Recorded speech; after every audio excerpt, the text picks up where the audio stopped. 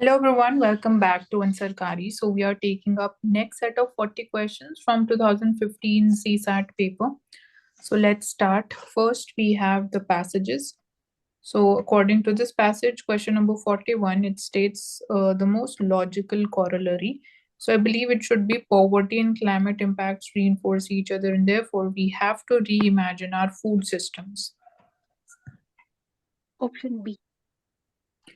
All right, the next passage is about the Global Financial Stability Report and what it has to say about the changing pattern of the capital investments and its impact on the developing countries. So, on this, the most rational and critical inference that can be drawn is that emerging economies are at a risk of shock from the advanced economies. Option D. Fine. Then again, one more passage. So, according to this, we have to decide the most critical inference that can be drawn from the passage. So, option B, which is the open defecation, is the most important public health problem of India.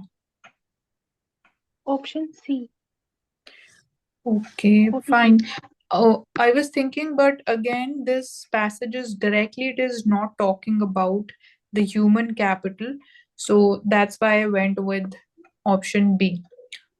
So it might create little confusion here, but fine, we'll go with C then. Then next passage. So the best option that sums up the above passage should be option B, that true democracy could be established by providing equal opportunities to all. Yes, ma'am. Option B. Fine. Then passage number 5 has a question. So, with reference to the above passage, we have two statements which are correct. So, I believe only two is correct. And first states that Indian financial institutions do not offer any financial instrument to the rural households. So, it becomes kind of an extreme because not offering any financial instrument becomes incorrect. Option B. Then, one more question. So, crucial message conveyed in the passage should be promote financial inclusion. Option D. All right, then one more passage. So here we have, so it is asking the most logical assumption on the basis of the passage. So option B should be right. Supremacy of rules and safeguards should prevail as opposed to influence of exclusive discretion of authority. Yes, ma'am. Option B. Fine. Now we have few mathematical questions. So here, this question is stating again that selections to be made. One post of principal is there, two posts of vice principal are there. Total, we have six candidates, and only two are eligible for the post of principal. Rest of them, they are eligible for the vice principal. So rest of them, it is all of them, means six are eligible for the vice principal, only two are for the principal. So number of possible combinations. So it is clearly asking us the combination. So we directly use the formula here. Now, since here we see that out of only two candidates, one is to be chosen for the post of principal. That is why we have written 2C1. And then rest, we had total, for example, six. So one post has been chosen. So out of six, now we are left with five candidates. That is why we have written five here. We have to choose two people because there are two posts of vice principal. It is given here. So we'll write 5C2. Now you just have to solve and it will give us the total number of combinations that are available and that can be chosen. So since 20 is not in the option, so none of the above should be the right answer. Option D. All right. Then here the student has to opt for two subjects out of five subjects, and these are the subjects. So a condition is given here that mathematics 2 it can be offered only if mathematics 1 is also opted. So this is a condition. Now there become two cases to solve this question. So for one case, when we say that we assume that suppose mathematics 1 is not chosen by the candidate. Now here also it is asking us the combinations, different combinations of two subjects which can be opted. So now since five subjects were there, for example, mathematics 1 is not chosen, so 4C2 would be the way we'll be solving it, because you can see that we have to choose only 2 subjects out of the 5 Now, because mathematics 2 cannot be chosen, since mathematics 1 is not chosen, so we are left with only 4 out of 5 subjects which are available. 2 has to be chosen, so that is why 2 you solve. Second condition would be with when mathematics 1 is chosen. So we have now all the 5 subjects as the choice in front of us. So there would be again one way, because uh, if mathematics 1 will be chosen, mathematics 2 would be given to you, or it would be offered. And since we have to choose only 2 subjects, so it completes the condition. Mathematics 1 and 2 would be a combo. So that is why only one way exists. So that is why 6 plus 1, 7 would be the answer. Option C. Fine. Now 5 pair of black socks are there, and some pairs of brown socks were ordered by the person. Price of black pair was thrice that of the brown pair. So this can be written. Then while preparing the bill clerk interchanged the number of socks, black and brown, by mistake, because of which the bill increased by 50%. Oh, sorry, 100%. So we have to calculate number of brown socks in the original order. Now it is already given 5 pair of black socks has been ordered. We assume X for brown because the number is not given to us. Now, the black pair of socks will cost thrice that of the brown. It is given, written in equation form. So now you'll write the budget equation and the old bill before committing the mistake. What would it be? Since 5 pair to 5 multiplied by the price of one black socks, and then X would be the number of brown which are ordered. So we multiply X with the price of one brown socks, pair of brown socks. So I've written brown and black simply instead of using any other symbol.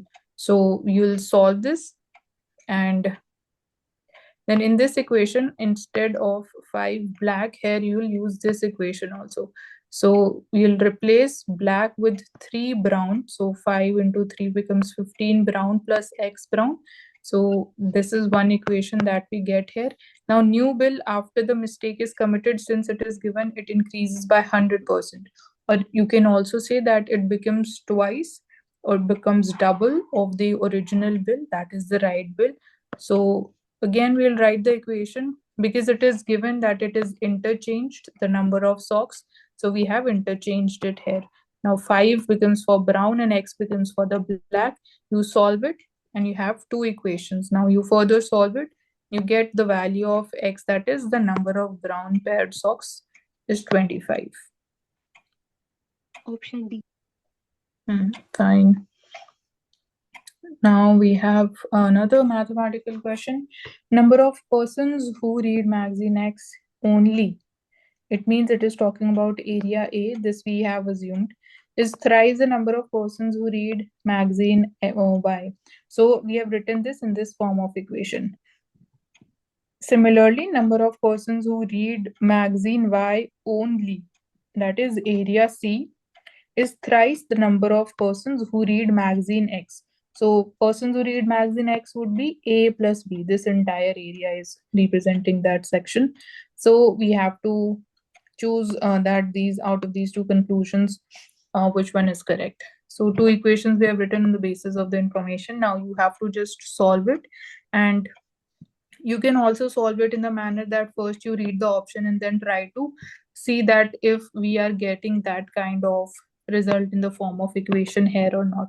So first is the number of persons who read both the magazines is twice the number of persons who read only magazine X. So this is represented by this equation, because persons who are reading both the magazines is this area B. So we need to get that B equals to 2A, because only magazine X is given. So only area A will be talked about. So we are getting this equation when we solve these two. So option 1 becomes correct. Second statement is total number of persons who read either one magazine or both the magazines. So we have written that in this form. Either one magazine, so it can be like only A or C. So we have totaled that here clubbed together. or it is also stated both the magazines, so means B is also a part. It should be twice the number of persons who read both the magazines. So the persons reading both the magazines is B and it should be twice, so it should be equal to 2B. Now we will solve this part on the basis of the information that we have from these two equations. So A and C, since they are equal, and you can see that when you put the value here in this equation, or even in this equation also, like you will get the value of A, for example, half B. Here you will write now A to be half B. Now when you total this, it will entirely turn out to be 2B. This will become 1B. This is already 1B. We'll get 2B. So this is also right. 51 का option given नहीं है मात्र। Okay, ठीक है. Now we have this graph and earnings of A and B is given over this time period. Now the option states on the average, A earned more than B during this period. So this should be right because you can see A is this graph, it is earning more for a longer time period, and then it is earning less than B. But when you calculate the average of all these values, it will turn out to be more than B. You can read all other options also, like on average B earned more than A, so that's not possible because for a larger portion of the time B is earning less than A, so it can't earn more than A. C is saying the earning of A and B were equal during this period. That is also not possible because value for A is higher than B. If it would have been somewhere in the middle of this graph, then we could have stated that it would turn out to be equal. Then D is earning of A were less as compared to B. Now that's not possible because A is already earning more than B. So this option is right. Option A. 53. Now it is on the basis of the two pipes A and B can independently fill a tank completely in 20 and 30 minutes respectively. So if both the pipes are opened simultaneously, how much time will they take to fill the tank completely? So we have to calculate the time when both are working together. So this is the simple formula that we have: work is equal to time into efficiency. Now we are given this information. Total work we have to calculate, that is the LCM of these two values. So LCM will be 60. So this we get total work. Now for these two separately, we'll calculate the efficiency. So efficiency would be work upon time.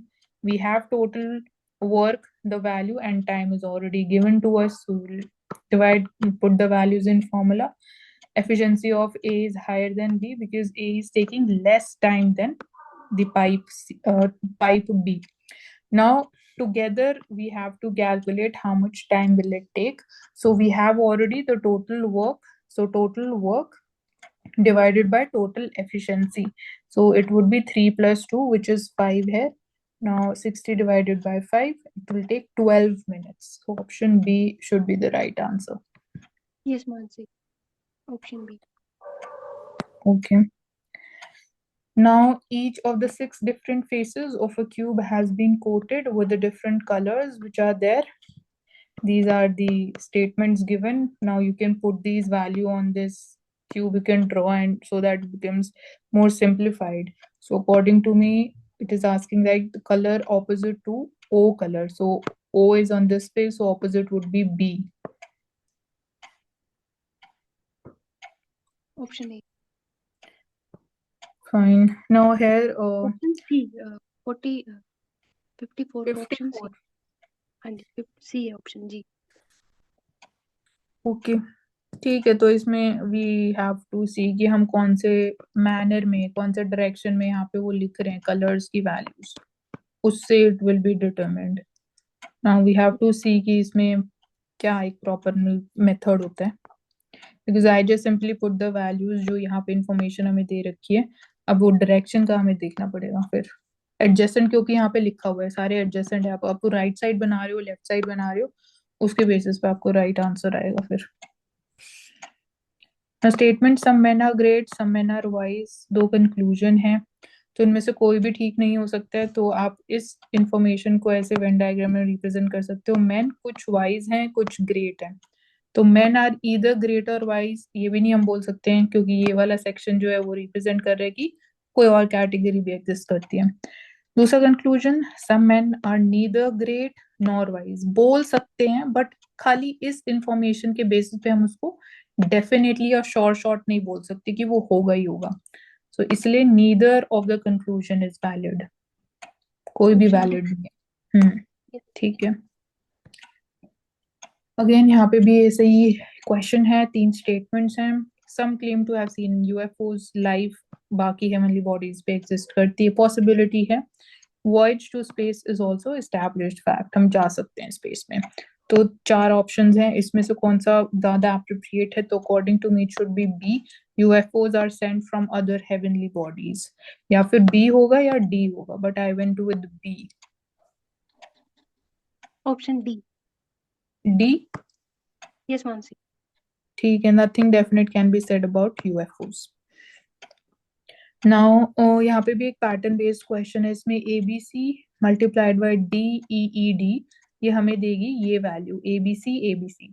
अब ये एक तरीके का fact है, if you know then only you can solve it. इसमें हमें एक तो पूछा है डी और ई की क्या वैल्यूज होगी, तो अगर ये पैटर्न हमें मिलता है after multiplying two values, so it is believed कि this number would be divisible by 7, 11, 13 and 1001। So since divisible है विद 1001, क्योंकि यहाँ पे डी में आप देख सकते हो कि 4 डिजिट्स हैं, तो 4 डिजिट्स वाला सिर्फ एक यही नंबर एग्जिस्ट करता है। तो डी और ई की वैल्यू हमें इससे पता ही लग जाएगी, 1 और 0 है। Option C. ठीक है। नाउ ग्राफ है, अब इसमें price of commodity in the year 1990, तो ऑप्शंस हैं इसी पे। डेफिनेट वैल्यू हमें पता लग नहीं सकती, 10 और 20 के बीच में होगी value, so that is why I went with C. Option C. ना यहाँ पे भी दो फैमिलीज हैं, उनका मंथली एक्सपेंडिचर या बजट आप बोल सकते हो, 20,000 per month, 1 lakh per month, दो फैमिली का है। 50% फूड पे स्पेंड करेंगे, तो आप डायरेक्टली लिख दो 20,000 टोटल बजट है या एक्सपेंडिचर जितना वो करते हैं, तो 50% ऑफ 20,000 होगा 10,000, 30% इसी का 6,000, 20% ऑफ 20,000 भी 4,000। एक बार चेक भी कर लो, इसका टोटल करके आपको 20,000 आना चाहिए, जो आ रहा है। सेम यहाँ पे करोगे तो इसके बेसिस पे अब स्टेटमेंट्स हैं। सो इसमें करेक्ट कौन सा है? Family A and be spend the same amount on food, दोनों सेम अमाउंट स्पेंड कर रहे हैं, 10,000 और 10,000। Option C. ठीक है। नाउ यहाँ पे इंफॉर्मेशन है, Usha runs faster than Kamala, Preeti runs slower than Swati, Swati run slower than Kamala, तो ऐसे मैंने लिख दिया इसको सिंबॉलिकली। पूछा है who is the slowest runner, तो I believe it should be Preeti. Option B. ठीक है। पैसेज है अब कुछ फिर से, तो most logical rational and crucial message कौन सा है? तो economic reforms can often create high inflation economy. Option D.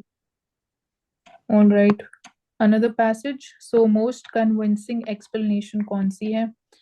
So I believe D होना चाहिए, comprehensive data of economic justice demands that the right of each person, तो right to property के ऊपर है, ये होना चाहिए D option. Yes, Mansi. Option D. ठीक है, एक और पैसेज है, बेस्ट सम्ड अप ऑप्शन कौन सा है? Conflict between claims of state and individual remains unresolved. Option A. क्योंकि यहाँ पे बोल रहा है क्लियरली कि कॉन्फ्लिक्ट जो है it is as old as states history, and अभी भी चीजें सॉल्व नहीं हुई हैं। Passage 4, so it is asking according to the passage which of the following is a matter of intense debate in multilateral negotiations under UNFCCC regarding the role of developing countries in climate change. So दूसरे option की तो कोई बात हो नहीं रही है passage में, so this gets eliminated, 1 and 3 are left. Option C. Now same passage पे एक और question है, in the passage convention puts responsibility for the provision of financial support on developed countries because of, तो वो ज्यादा contribute करते हैं to green house gases emissions, तो डायरेक्टली और क्लियर यही है, I went with 3 only. Option C. One more question. So, with regards to developing countries, it can be inferred from the passage that climate change is likely to have implications on their domestic finances पे तो होगा ही, क्योंकि यहाँ लिखा भी हुआ है passage में clearly, it is somewhere in this section. Capacity of multilateral trade I think होना नहीं चाहिए, क्योंकि पैसेज में वो मेंशन नहीं है, so only one. Option A. Now essentially क्या चीज डिस्कस की गई है in the passage? So option A, conflict developed और डेवलपिंग कंट्रीज के बीच में regarding support for mitigation. Yes, ma'am. Option A. ठीक है. Now this has to be seen, ये वाला question. If you know the explanation, Divya, you can please explain. No, ma'am. ठीक है, we'll go through this separately. अब यहाँ पे है, there are 5 tasks, 5 persons are there. Task 1 है, information दे रखी है, task 1 cannot be assigned to either person 1 or 2, तो ये eliminate हो गया. टास्क 2 जो है असाइंड टू ईदर 3 और 4, तो यहाँ से दो कंडीशन या दो केस हम बोल सकते हैं इमर्ज होंगे, क्योंकि ये लिमिटेशन एग्जिस्ट करती है. तो every person is to be assigned one task. तो 5 टास्क के 5 पर्सन, तो 1 task to 1 person would be there. In how many ways can the assignment be done? तो यहाँ पे आप देखोगे, फॉर एग्जाम्पल केस 1 में हम क्या लेंगे कि टास्क 2 जो है, सपोज पर्सन 3 को हमने असाइन कर दी, तो टास्क 2 गो टू पर्सन 3. अब पर्सन 1 के लिए कितने वेज बचे असाइन करने के लिए? सिर्फ 2 ही तरीके बचे, क्योंकि 1 और 2 हो नहीं सकता है टास्क 1 के लिए. पर्सन 1 और पर्सन 2, 3 ऑलरेडी जा चुका है, तो 4 और 5 बचा, इसलिए सिर्फ 2 तरीके बचे. यहाँ पे ये 1 हो गया, 1 वे. अब 3 और 4 के लिए ऐसा कुछ मेंशन है नहीं, लिमिटेशन या कुछ रिस्ट्रिक्शन. तो 2 लोगों को टास्क असाइन हो चुके हैं, टोटल 5 लोग थे. तो यहाँ थर्ड पर्सन के लिए, टास्क थर्ड के लिए 3 तरीके बचे, क्योंकि 3 लोग अभी हैं. यहाँ पे फिर एक पर्सन यहाँ पे लेस हो जाएगा, तो सिर्फ 2 तरीके बचे, यहाँ पे सिर्फ 1 तरीका, बिकॉज लास्ट में एक ही इंसान बचेगा. सिमिलरली केस 2 में हम यहाँ अज्यूम करेंगे जो टास्क 2 है, फोर्थ पर्सन को हमने एलोकेट कर दिया. सेम जैसे केस 1 में हमने देखा था, टास्क 1 के लिए यहाँ पे भी सिर्फ 2 ही तरीके बचेंगे. तो सेम यहाँ पे है 3 4 5 टास्क के लिए. तो आप इनको मल्टीप्लाई करोगे, ये जो नंबर ऑफ वेज हैं, and then you will sum up. तो केस 1 में आप देखोगे 12 आएगा, यहाँ पे भी 12 आएगा. केस 2 में total 24 ways are there. So C option. Option C. अब यहाँ पे हमें रेशियो दे रखा है इनकम का, एक्सपेंडिचर का, 2 लोगों का. उनकी सेविंग्स महीने में 6000 है, हमें उनकी मंथली इनकम निकालनी है. इसको सॉल्व करने के लिए आप सिंपली गिवन इंफॉर्मेशन है, रेशियो दे रखे हैं. सिंपल इक्वेशन क्या होती है? सेविंग्स क्या होगी जब आपकी इनकम ज्यादा है आपके एक्सपेंडिचर से? तो income minus expenditure equal to savings. Savings की वैल्यू दे रखी है, ये 2 इक्वेशन बन जाएगी इस रेशियो के बेसिस पे. आप इसको फिर क्रॉस मल्टीप्लाई करके सॉल्व करोगे दोनों इक्वेशन को, आपको x की वैल्यू मिल जाएगी 6000. तो x की हमें चाहिए थी वैल्यू, y की नहीं चाहिए, क्योंकि हमसे टोटल इनकम पूछी है क्वेश्चन में. सो इसलिए आप x को एक बार 4x से मल्टीप्लाई करोगे, हमें पीटर की इनकम मिलेगी, और एक बार 3x से मल्टीप्लाई करोगे तो हमें पॉल की इनकम मिल जाएगी. तो 24,000 and 18,000. Option A. Option A. Speed distance time का क्वेश्चन है, टोटल एवरेज स्पीड पूछी है. डिस्टेंस दे रखा है 2 लोकेशन के बीच में 360 kilometres. A to B speed है 40 kilometre per hour, B to A speed है 60 kilometre per our. Total average speed निकालनी है, तो फॉर्मूला क्या होता है? Total distance upon total time. तो टोटल डिस्टेंस क्या होगा? 360. एक बार इस साइड जाने का है और एक बार वापस आने का, तो इसलिए हमने इसको 2 से यहाँ पे मल्टीप्लाई कर दिया. और टोटल टाइम आप कैलकुलेट कर लोगे. तो टाइम के लिए क्या? Distance upon speed. तो डिस्टेंस ए टू बी के लिए होगा, ये टाइम होगा, और बी टू ए के लिए टाइम होगा 360 डिवाइडेड बाय 60 आ जाएगा नीचे. तो आपको यहाँ पे एक बार 9 और एक बार 6 आएगा टाइम. सो 9 और 6 प्लस 15 होता है, तो डायरेक्टली लिख दिए 48 kilometre per our should be the average speed. Option B. ठीक है. अभी क्वेश्चन दे रखा है यहाँ पे, ये भी सिंपल है. इसमें These are the cousins. No two cousins are of same age. सबके birthdays same day of same month है, मतलब different years में they are born. Youngest 17 years old, oldest 22 years old है. F is somewhere between B and D, तो हमने लिख दिया B और D के बीच में यहाँ पे F. A is older than B, तो B से आगे आपने A लिख दिया. C is older than D, तो D के आगे आप C लिख दो, डिनोट कर रहा है कि C elder है than D. A is 1 year older than C, तो यहाँ पे लिख दिया C+1 हो गया A. तो अब देखोगे कि पहले तो आइडेंटिफाई करेंगे कि यंगेस्ट और एल्डेस्ट कौन सा होना चाहिए. तो एक बार फिर से रीड करके लेबल टू स्पॉट की B यंगेस्ट होना चाहिए, A एल्डेस्ट होगा. तो इन दोनों की एज हमें पता लग गई. ये दे रखा है कि 1 साल बड़ा है A C से, तो C हो जाएगा 21. अब इसमें से हम क्या बोल सकते हैं डेफिनेटली, तो D 20 years old होना चाहिए, क्योंकि F और E दो इंडिविजुअल बच गए. अब उनकी एज हम नहीं बोल सकते कि डेफिनेट कितना होगा. F और E में से कौन सा दोनों में यंगर है ज्यादा, तो इसलिए D 20 होना चाहिए. Option B. B बोल रहा है F is 18, क्योंकि यहाँ पे दे नहीं रखा है. अब E के बारे में नहीं दे रखा. अच्छा सॉरी, दे रखा ओल्डेस्ट E है, वो 22 years old है. फाइन, ठीक है ठीक है, ये मिस हो गया. तो E 22 है, तो इट मीन्स A 21 होगा, C 20 होगा, इसलिए D 20 नहीं हो सकता. ऑलराइट, वो स्किप हो गया था. ठीक है, तो F वुड बी 18, क्योंकि E तो एल्डेस्ट हो गया, E इधर आ जाएगा. अब बचा यहाँ पे F, तो ये ठीक है 21 यहाँ पे 20, D वुड बी 19, तो F वुड बी 18. अब पूछा है what is the number of logically possible orders of all six cousins in terms of increasing age, मतलब हर एक कजन के बीच में 1-1 साल का डिफरेंस है. Option B. ये बी बोल रहा है. यस मानसी. अच्छा, सेम थी. Logical possible number of logically possible orders of all six cousins in terms of increasing age. Order तो एक ही हो सकते हैं ना इंक्रीजिंग एज में, वो अलग कैसे हो सकते हैं. तो एफ और डी के बीच में क्या हमें कोई रिलेशन दे रखा है यहाँ पे. एफ एफ इज बिटवीन है तो बिटवीन बी एंड डी के बीच में, बी और डी के बीच में है एफ, तो मतलब डी एल्डर है एफ से. तो फिर तो एक ही वे होना चाहिए अरेंज करने का. ए इज ओल्डर देन बी. ठीक है. 74. So in a society it's customary for the friends of same sex to hug and for friends of opposite sex to shake hands when they meet. So group of friends meet in a party and there were 24 handshakes. एक ये information दे रखी है हमें.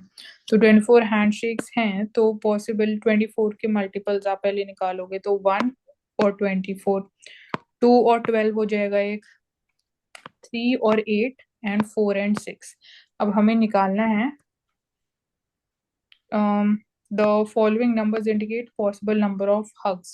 So hugs का हमें पता है same sex ही हग कर सकते, तो ये 4 केस हमारे पास है. अब इसमें हमें सॉल्व करके देखना पड़ेगा ऑप्शंस में से कौन सी वैल्यू हमें दे रखी है. फॉर एग्जाम्पल अगर आप 2 फीमेल्स एंड 12 मेल्स को करोगे, तो दो ही इंडिविजुअल चाहिए हैंडशेक करने के लिए, दो ही इंडिविजुअल चाहिए आपको हग करने के लिए. तो सिर्फ दो ही फीमेल है, तो 2C2 ये हग वाला हो गया, और 12 मेल्स का लोगे तो हैंडशेक वाला, सॉरी हग वाला ही लोगे आप, तो 12C2 आप लोगे. तो इसको फिर ऐड कर दोगे दोनों इंडिविजुअल के लिए, 67 आएगा, बट 67 ऑप्शन में वैल्यू नहीं है. फिर आप 4 फीमेल्स और 6 मेल अगर आप अज्यूम करो, इसको आप रिवर्स पे अज्यूम कर सकते हो. 6 मेल कर सकते हो, 4 फीमेल कर सकते हो, 4 मेल कर सकते हो अज्यूम, उससे कोई फर्क नहीं पड़ेगा. सो यहाँ पे अगेन सिर्फ दो इंडिविजुअली हक कर सकते, तो इसलिए 4C2 प्लस यहाँ पे 6C2, सॉल्व करोगे तो 21. और यहाँ पे भी अगर आप इस केस को देखोगे तो 29 भी नहीं है, 67 भी नहीं है, 21 है. Option C. ठीक है. ना टू मैन ये इंफॉर्मेशन दे रखी है, इसके बेसिस पे आप आइडेंटिफाई कर पाओगे इजिली कि इसमें से कौन सा ऑप्शन फिट होगा. तो दे रखा है रेखा डेविड ड्राइव करेंगे, दो इंडिविजुअल तमिल बोल सकते हैं, दो इंडिविजुअल मराठी बोल सकते हैं. रेखा और डेविड जो है ड्राइव करेंगे. तो इसमें अगर आप देखोगे कौन सा ट्रू स्टेटमेंट है, so one of those who can drive a car speaks Tamil. Option D. अब ये इंफॉर्मेशन दे रखी है लाइंस के लिए। तो लाइन एक्स इज परपेंडिकुलर, तो जैसे जैसे बोला जा रहा है सीक्वेंस में, draw the diagram X is perpendicular to Y, ठीक है, पैरेलल टू लाइन जेड, तो जेड हमने एक्स के पैरेलल बना दी। यू परपेंडिकुलर है to both the lines V और डब्ल्यू, तो इसमें से हमें देखना है कि क्या लॉजिकल है। तो डी जा रहे हैं, वाई वी और डब्ल्यू पैरेलल, देखोगे डब्ल्यू वी और वाई पैरेलल है तीनों। Option D. इसमें भी मोस्ट वैलिड कंक्लूजन क्या हो सकता है, गोट्स दे रखी है, उनकी कॉस्ट दे रखी है, तो आई बिलीव डी होना चाहिए। Option D. मिनिमम और मैक्सिमम को आप मल्टीप्लाई करके देखोगे। ये भी बहुत इजी है, इसमें भी कंफ्यूजन का कुछ नहीं है। इंफॉर्मेशन दे रखी है इंडिविजुअल्स की, कावर्ड्स और फाइटर्स। तो बोला है कि जैसे जो एनिमी है उनमें से एक फाइटर होगा एक कावर्ड होगा। दोनों अगर एनिमी है तो मतलब दोनों कावर्ड हैं, अगर दोनों इंडिफरेंट है तो मतलब दोनों फाइटर्स एग्जिस्ट करते हैं। तो ए ई और एफ तीनों फाइटर्स हैं, हम ये बोल सकते हैं। Option B. इसमें number of marbles colours white और रेड वाला दे रखा है। तो ये दो इक्वेशन बन जाएंगी, ये हमें दे रखी है इन्फॉर्मेशन, और ये भी बोला हुआ है कि जो व्हाइट मार्बल्स हैं वो 10 है टोटल में। तो वाइट डब्ल्यू की वैल्यू 10 यहाँ एक बार पुट करोगे एक बार यहाँ, तो आपको जी और आर की वैल्यू मिल जाएगी। तो टोटल मार्बल्स पूछा है 10 plus 13 plus 5 would be 28। Option B. Last question, so here candidates in competitive examination, तो इसको आप ड्रॉ कर लो। टोटल फॉर एग्जांपल अज्यूम कर लो कि 100 है, क्योंकि यहाँ पे परसेंटेज में सारी वैल्यूज दे रखी है, तो इसलिए आप यहाँ पे कोई भी इजी वैल्यू अज्यूम कर सकते हो। 60% मेल है 40% फीमेल है, तो 100 का 60% इज 60। क्वालिफाइड की परसेंटेज दे रखी है कि मेल में 70% क्वालिफाई होते हैं, तो 70% 60 का क्वालिफाई होते हैं। सिमिलरली फीमेल्स के लिए 75% क्वालिफाई होते हैं 40 फीमेल्स में से। सक्सेसफुल रेट दे रखा है कि 80% मेल्स के लिए 70% फीमेल्स के लिए। तो सक्सेस रेट कितने क्वालिफाई, जो क्वालिफाई है उनमें से ही तो सक्सेस हो सकते हैं, तो इसलिए हम यहाँ 42 का 80% निकालेंगे। सक्सेस रेट आप यहाँ कैलकुलेट कर सकते हो, अगर नहीं भी करना है तो इस पहले आप ऑप्शंस देखोगे तो आपको उससे ही पता लग जाएगा कि more men clear the examination than women. तो सक्सेसफुल कितने हुए यहाँ पे, 34 मेल 21 फीमेल, तो इसलिए सी करेक्ट होना चाहिए। Yes ma'am. Option C. ठीक है। So thank you everyone for joining us on Ansarkari, and on next Sunday we'll take up the first 40 questions from 2016 CSAT paper and do solve them before joining us on Sunday.